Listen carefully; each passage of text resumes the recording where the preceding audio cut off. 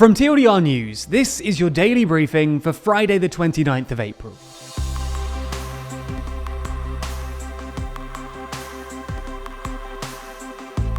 Good afternoon. Today we're going to be discussing some of the biggest stories around the world, including Montenegro's new government and the delay of post-Brexit border checks in Britain. We'll also be answering today's big question: what does Russia's new nuclear brinkmanship actually mean? But first, let's talk about yesterday's attacks on Kyiv. We're now more than 2 months into the Russian invasion in Ukraine, and it seems that Russian hostilities aren't likely to end anytime soon. That's because Russian forces continue to bombard Ukrainian cities, with it being reported yesterday that their attack on Kyiv took place while the UN Secretary General, Antonio Guterres, was in the city. In fact, this attack reportedly took place only an hour after President Zelensky and Guterres held a press conference together. In total, around a dozen people died in these attacks on the capital, with some being trapped in the rubble of buildings. While visiting Ukraine, Guterres surveyed the damage done to villages surrounding the capital, as well as condemning the attacks on cities, such as Bucha. On the day of Guterres' visit, Russian forces also bombarded a number of other cities in Ukraine, not just Kyiv. So it seems that there's no sign of things coming to an end just yet. Let's cross the world but stay on the same topic, because President Biden has reaffirmed the US's support for Ukraine today by pegging $33 billion to support Kyiv's war effort. This money would be used to finance military, humanitarian, and economic assistance, although the president did want to make clear that the money should not be seen as the US attacking Russia. This is likely because, in recent days, Putin has tried to instill fear in the West about the possible repercussions of an attack on Russia during the Ukrainian invasion, by saying that Russia will have a lightning-fast response to any such attack, with some interpreting this as a reference to Russian nuclear weapons. It's not just all about the military though, because the deal that Biden's proposed provides $20 billion in military aid, $8.5 million in economic aid, and $3 million in humanitarian aid.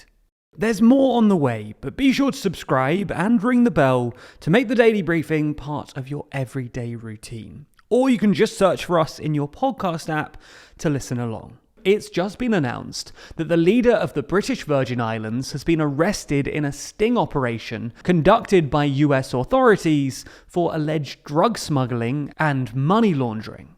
Andrew Farrie, who is the Premier of the British Overseas Territory in the Caribbean, agreed a $700,000 payment to allow cocaine to be trafficked through a British Virgin Islands port on the way to the US, at least according to the charges. Unfortunately for Mr. Farrie, though, the member of Mexico's Sinaloa drug cartel that he did the deal with was actually an informant.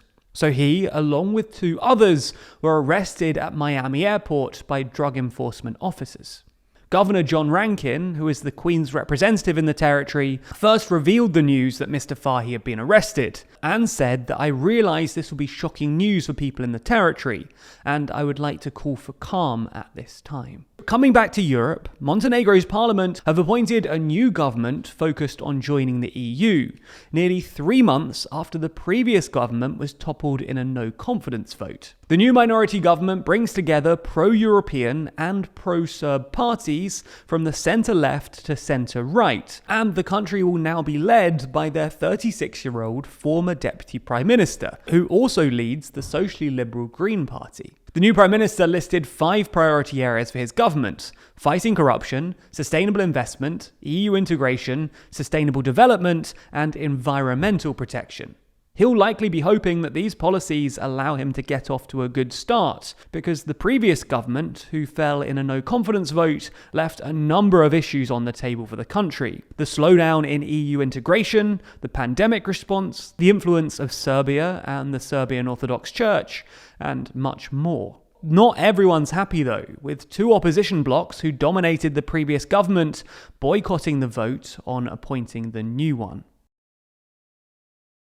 Finally, it's been announced today that Jacob Rees-Mogg, the Brexit Opportunities Minister, has decided to, for the 4th time, delay full post-Brexit border checks from the EU, claiming that enacting it now would cost £1 billion and would further exacerbate the cost of living crisis. This decision has frustrated some business owners though. They've been preparing for this deadline as they did with all of the others, something that now looks like wasted time, effort, and money. Some businesses have even said that they'll be seeking compensation from the government, and it seems like they have some time to submit those complaints because the deadline for post-Brexit border checks has now been moved back all the way to the end of 2023. Some, such as the British Veterinary Association, are frustrated with this decision though. They've argued that due to the effectively open border, dangerous animals and plants could be coming across the border, which is certainly dangerous for the UK and appears not to deliver on the core promises of Brexit that we first heard about all those years ago. That's all we have time for on YouTube today, but if you want more, including our answer to today's big question, what does Russia's new nuclear brinkmanship really mean, then be sure to check out the extended version of the Daily Briefing over on Nebula.